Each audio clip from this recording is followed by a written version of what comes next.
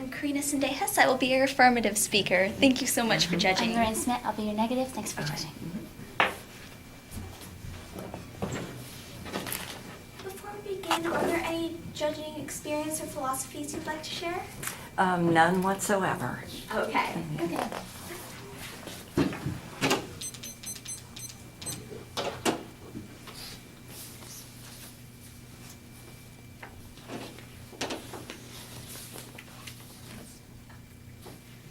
Judges ready?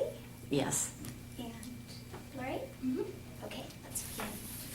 I do solemnly swear that I will administer justice, and that I will perform all the duties under the Constitution and the laws of the United States, and that I will support and defend the Constitution of the United States against all enemies, foreign and domestic. So help me God. This confession is part of the oath taken by the Supreme Court appointees before executing their duties their office entails. It is because I believe it is the role of judges to uphold justice under the Constitution and the laws of the United States that I stand resolved. In the United States federal jurisprudence, the letter of the law ought to have priority over the spirit of the law. The value that I will be upholding today is that of justice, defined as the constant and perpetual will in rendering every man his due, the fair and proper administration of law. Letter of the law will be defined as the strictly literal meaning of the law, rather than the intention or policy behind it. Spirit of the law is defined as the general meaning or purpose of the law, as opposed to its literal intent. Both of those came from Black Law's 7th edition. Priority, precedence, especially established by order of importance or urgency. I have 2 points of resolutional analysis before moving on to my contentions. First being, ought implies obligation. Ought is a word used to indicate obligation or duty. The conclusion of this debate does not rest upon which one is actually prioritized, but rather, do we have an obligation to prioritize the letter of the law? Second, prioritizing versus devaluing. Prioritizing the letter of the law does not devalue the spirit of the law. It merely indicates that the letter of the law ought to be observed before the spirit of the law.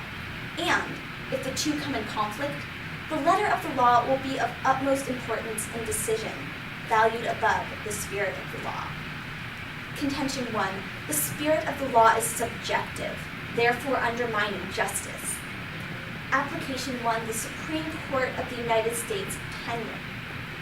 The justices are nominated by the President of the United States and appointed after confirmation by the U.S. Senate.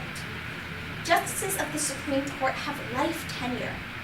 According to Justice Scalia, tenure is designed to insulate the judge from popular will, so that the judge will be more faithful to the text that may have been adopted by a political coalition and is now out of favor.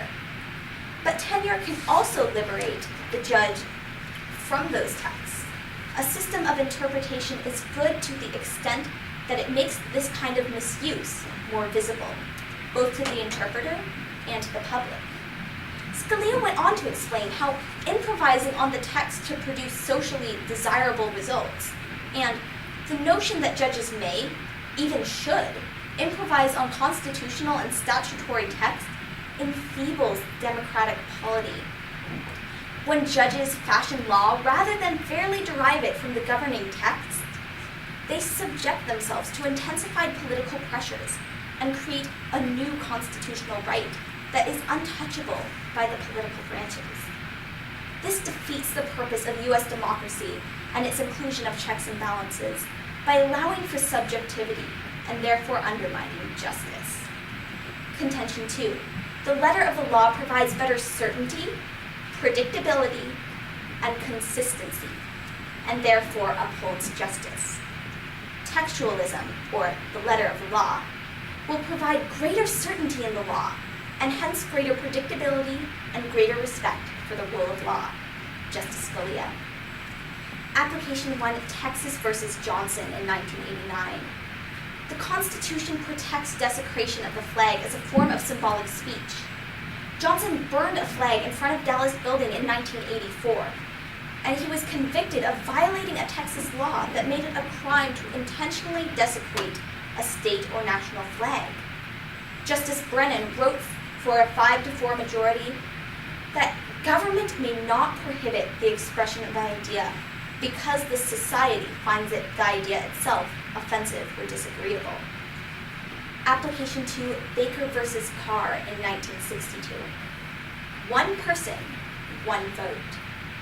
This phrase was not authored until a year after Baker, but it has its philosophical roots here. In this case, a group of Tennessee voters sued the state, claiming its voting districts diluted their political power. Until this point, the court refused to decide this kind of case, leaving such political questions to the states. Baker, however, held that the states must meet a constitutional standard for appointment. Districts cannot be drawn in such a way that they violate the Equal Protection Clause of the 14th Amendment. Because the spirit of the law undermines justice and the letter of the law upholds justice, I believe that in the United States federal jurisprudence, the letter of the law ought to have priority over the spirit of the law. I now stand open for cross-examination. Thank you. Sorry I was a bit late. I just had to rush back from another. That's You all can right. Okay. We're up to cross-examinations. 3 minutes. The first cross-examination, right? Yes.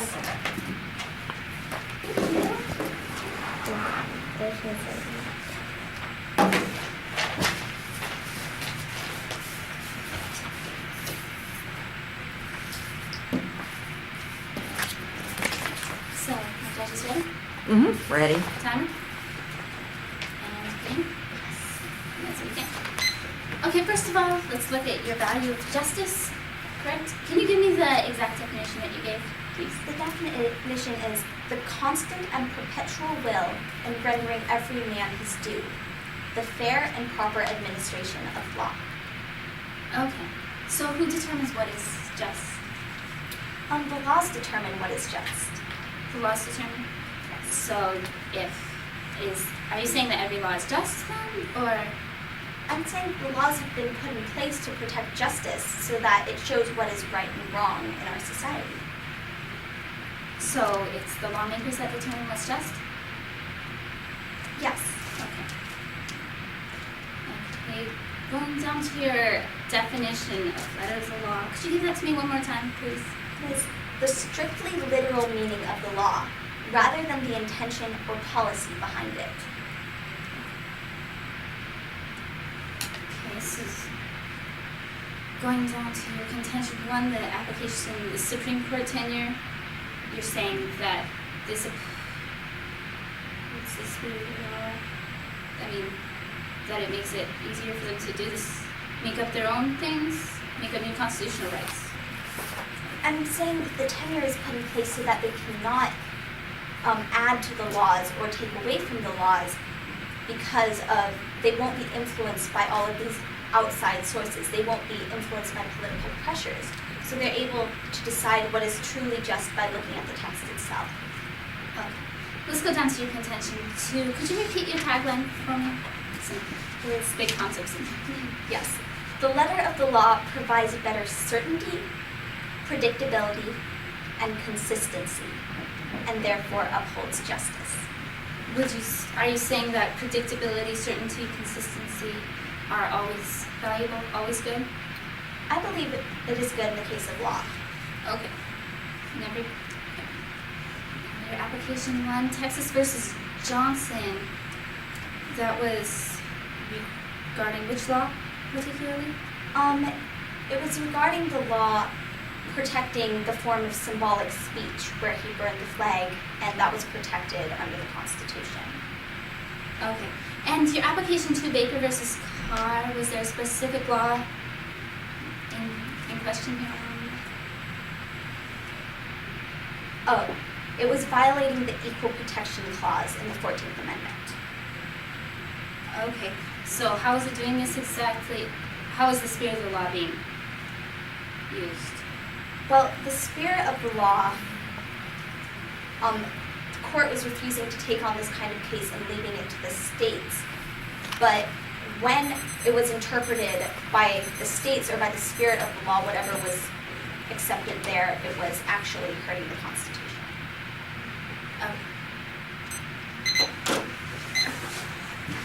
So do you guys want me to alert you every 30 seconds? Yes, please. That would be great. Wonderful. Thank you.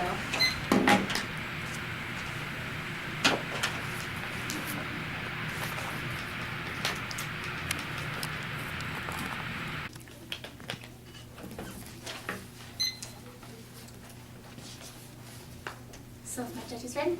My time? And Karina? Yes. Okay. Let's begin. This resolution asks us to look deeply into the laws of our government. But before we go too far, we need to step back and ask ourselves a question. What is the purpose of our government? Why do we even have laws?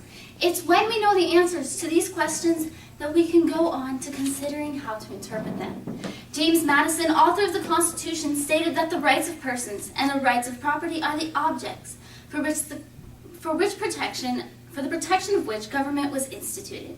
Because this is the purpose of the government and the law, it is the highest goal the government should be working to attain, and should then be the standard by which we weigh today's debate round. Therefore, the value I champion today is human rights, defined as the inalienable right of individuals to life, liberty, and property. I have one point of resolutional analysis, and that is conflict. Conflict. Normally, the spirit of the law and the letter of the law are exactly the same. However, we are asked to look at those cases in which there are conflicts or discrepancies between the letter and spirit of the law and determine which should have priority. It should also be noted that by definition, if the spirit of the law and the letter of the law are in conflict, the letter of the law is not doing what it was intended to do. This leads me to my contention 1. Prioritizing the letter of the law harms human rights. Prioritizing the letter of the law harms human rights. While the letter of the law nobly intends to uphold human rights, its strictness is its downfall, when the requirement to follow the exact wording undermines these intentions. To illustrate this, let's look at the First Amendment, which reads that Congress shall make no law abridging the freedom of speech or of the press. The words of this amendment have no room for exceptions. However, the Founding Fathers did not mean this amendment to protect free speech in the absolute sense. They did not intend to protect such things as slander, defrauding, or selling military secrets. For example, let's look at the Rosenbergs, who were infamous traitors to the United States. In the 1950s, they were convicted of selling secrets about the atomic bomb to the Soviets and were given capital punishment. These two people were executed for what they said, a clear violation of the letter of the First Amendment. But when we look at the spirit of the Constitution, it's clear that they did not intend to protect such violation of human rights. However, if we cling to the strict letter of the law, allowing such dangerous forms of free speech to go unchecked will be inevitable because of its unbending nature. However, if we truly desire to uphold our rights to life, liberty, and property, we ought to uphold the spirit of the law, which leads me to my second contention. Contention 2. The spirit of the law protects our rights. The spirit of the law protects our rights. As I said in the beginning, as James Madison, the father of the Constitution, specifically stated, the government was instituted for the protection of human rights, and that therefore all laws of the government ought to serve this purpose. Since the spirit of the law is the original purpose or intent that the framers had, and this original purpose for our government and laws was the protection of human rights, the spirit of the law, properly applied, will always protect our rights. For example, the Fourth Amendment states, "The right of the people to be secure in their persons, houses, papers, and effects against unreasonable searches and seizures shall not be violated." You'll note that this amendment says nothing about our iPads, our cell phones, texts, emails, because obviously the Founding Fathers had no clue that what technology would bring, and they couldn't include this in the Constitution. However, when we apply the law today, it is just common sense to look at the broader spirit of the law and include electronic devices and communications in the protection from unreasonable search and seizure. We can see that when we prioritize the spirit of the law, we can focus on the high goal of human rights instead of getting caught up in the technicalities of the letter of the law. Now let's go down to my opponent's case, starting out with her value of justice. And in cross-examination, she did say that justice is determined by the lawmakers. And my answer to this is corrupt lawmakers. Not all of our lawmakers, not everyone in Congress is the best sort of people, and so it's a biased standard to be following if we're following a standard that's determined by our lawmakers. Now let's go down to her resolutional analysis. The first, that ought implies obligation, I would like to say I agree. The second one, that prioritizing versus devaluing, she mentioned that we need to look at the letter of the law first before spirit of the law. But what I need to point out is, again, as I mentioned, it's in when they're in conflict, not just in any circumstance, is where we need to make this decision. And so, as I mentioned, when the letter of the law and the spirit of the law are in conflict, the letter of the law is not doing what it was intended to do. So we need to uphold the spirit of the law so that the law is doing what it's supposed to do. Under her contention 1, that the spirit of the law is subjective, undermining justice, I would like to argue that this is not the spirit of the law. Under the application 1 of the Supreme Court tenure, she mentioned that judges might be able to fashion laws or make up rights. Stuff like this that's so subjective is not the spirit of the law. Making up a right is not the spirit of the law because they're just making it up. There's nothing in the law about this. As she said, in her own definition, the spirit of the law is the meaning and purpose, not what the judges want to think about.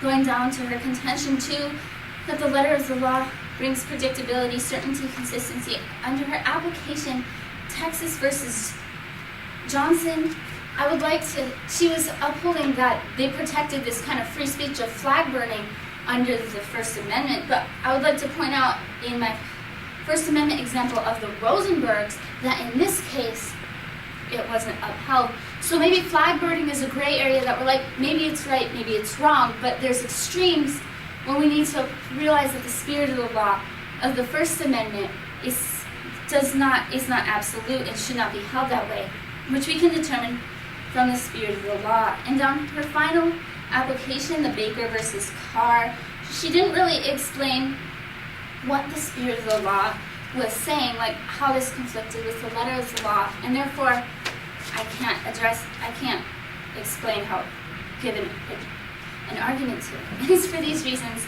that I was strongly urging I give that. I'll stand up for questions. All right.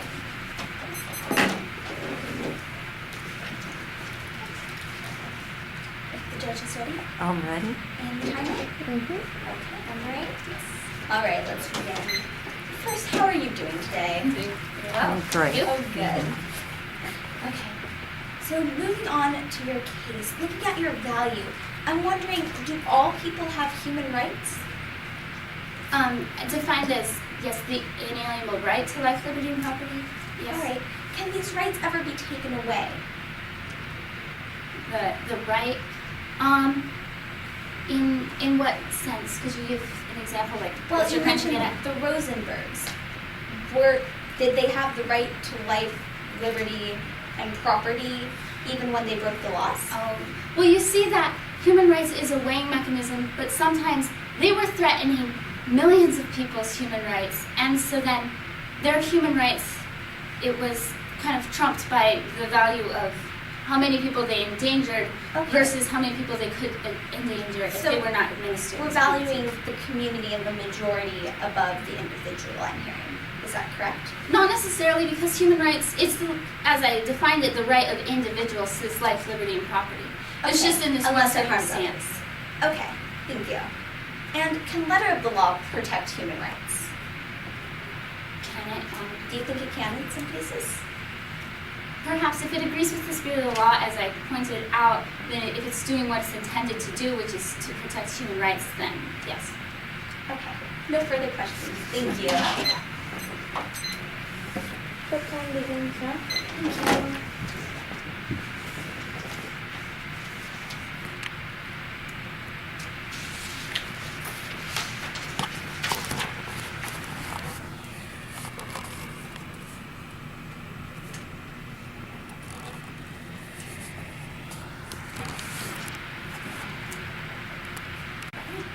Is the judges ready?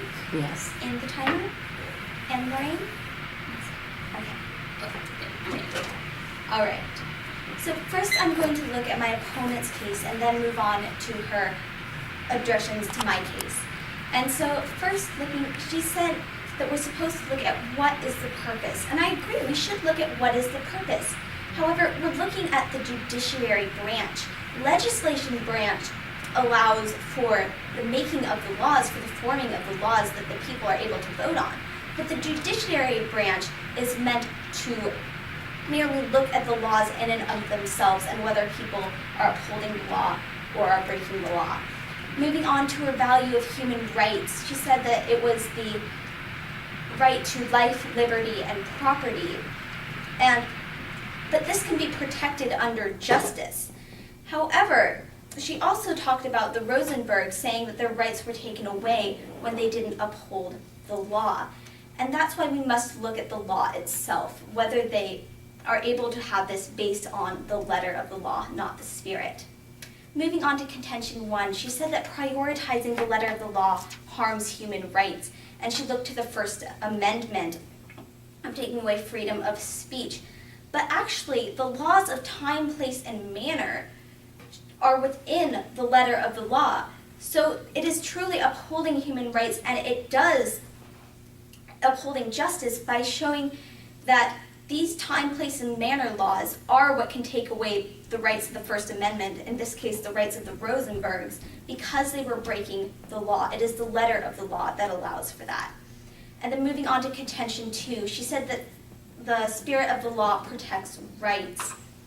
And she talked about the Fourth Amendment and electronics.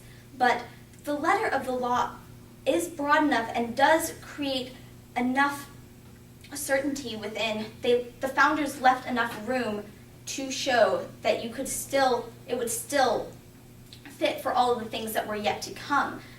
And even if it wasn't the case, the spirit of the law would not be what is prioritized initially. We're looking at the letter of the law first before moving on to the spirit.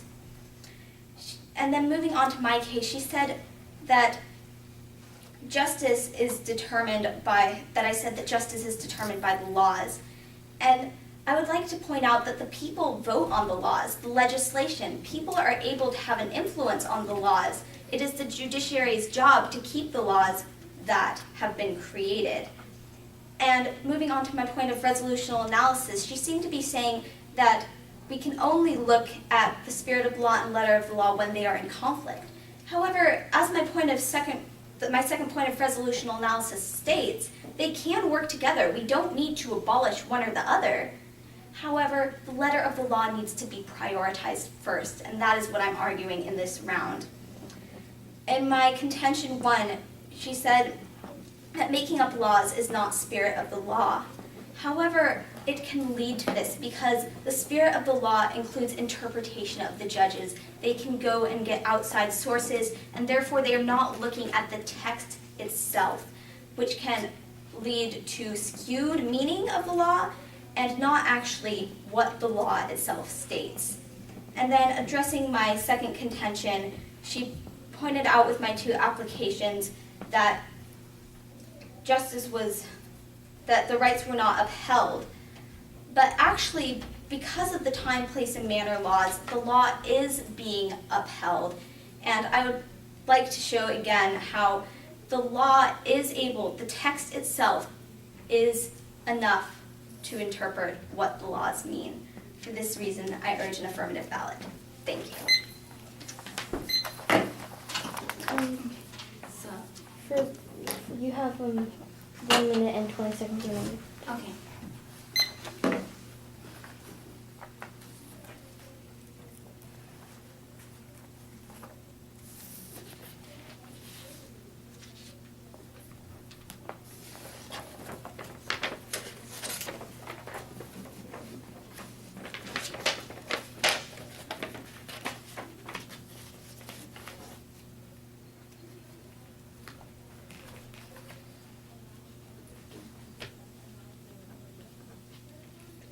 Seconds used. 50 seconds remaining.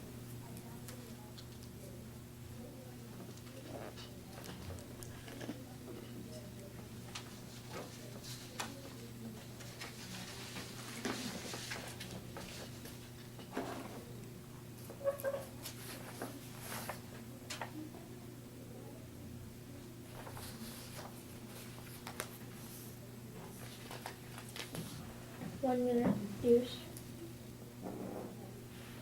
20 seconds remaining.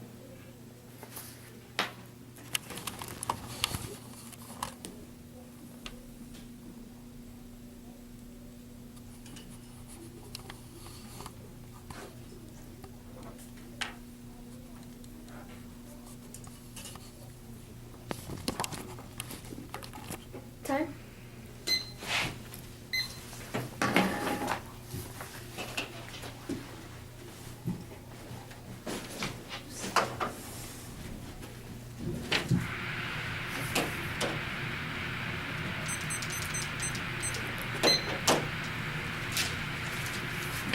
So my judges ready?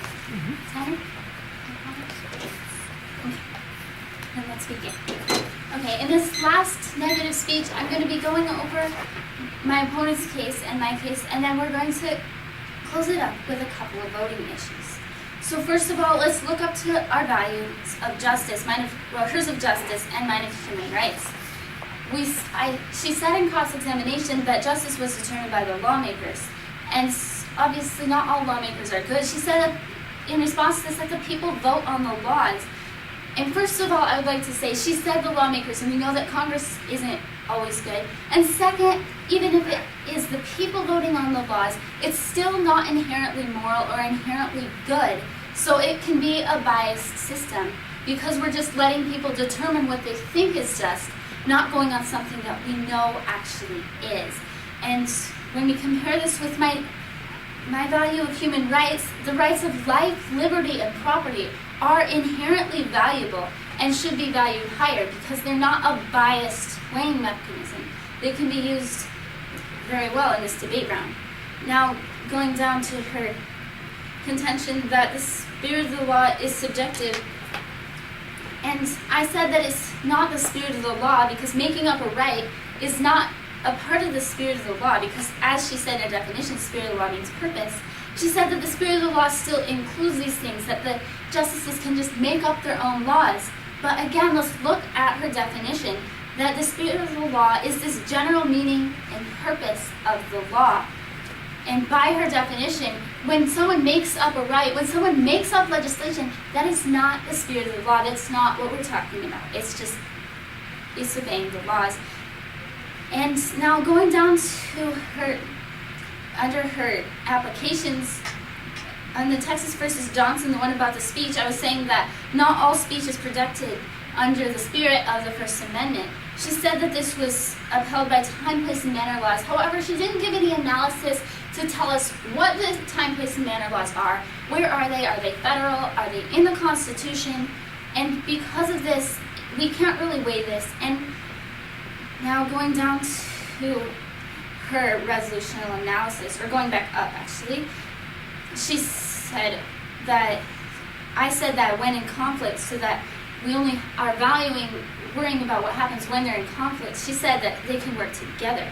But when they're working together, they're the same thing. So we can't really look and decide which one do we value more. They're the exact same thing. It's only when they differ, only when the letter of the law is not doing what it intended, that we need to have this debate round be on that ground and discussing that thing, because that's how we can see when there's a difference. Going down to my case, she said that under my first application of the First Amendment and the Rosenbergs, again, she was saying that the time, place, is the time, place, and manner laws. As I said before, she provided no analysis for us to know what these time, place, and manner laws are. Now going down to my contention too, that the spirit of the law protects the rights under the Fourth Amendment. She said that the founders left room for us to interpret, to figure out their purpose. This is the spirit of the law. In this case, they're giving us room to use the spirit of the law to use for things that they didn't know about. And so, with all these things, I'd like to boil this debate round down to two main voting issues. First of all, let's look back at our values. Human rights is the higher value. Human rights is the higher value. As we looked at justice, justice isn't inherently good. It's determined by biased lawmakers, biased people. So we can't really look at this as being our way of determining what's right and what's wrong, because it's based on people's opinions of what's right and what's wrong. But going down to human rights, life, liberty, and property, these are inherently valuable. These are valuable to everyone and everything, and they're fundamental to our lives. Going down to my voting issue number 2, that the spirit of the law is, as I said, the spirit of the law is the general meaning and purpose. The spirit of the law is this general meaning and purpose, and when we look at them in conflict, then we can see that when the letter of the law is different than the spirit of the law, then the letter of the law is not doing what it was intended to do. So if we want our justice system, if we want our system to be intact, to uphold our human rights, we need to uphold the spirit of the law so that we can make sure our laws are doing what they're intended to do. And with all this, I strongly urge you to vote for the negative ballot. Thank you. You have 2 minutes and 20 seconds. Thank you.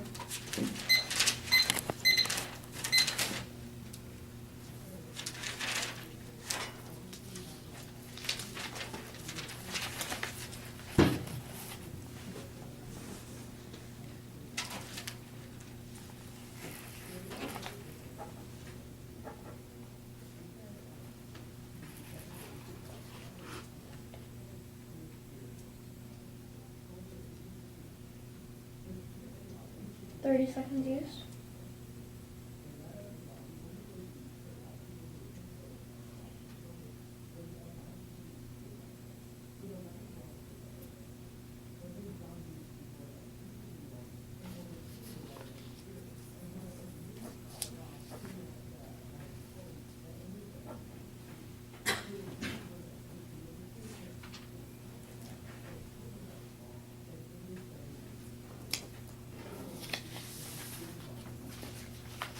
One minute used.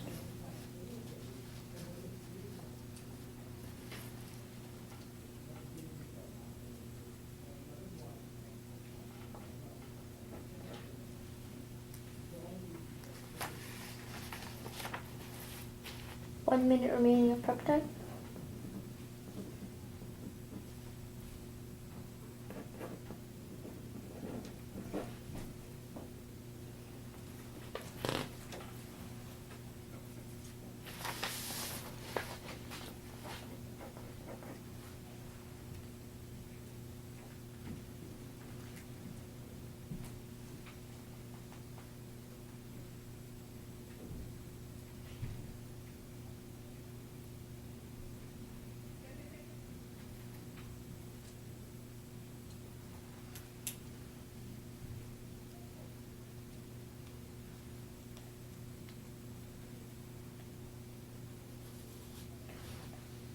Twenty seconds remaining of time.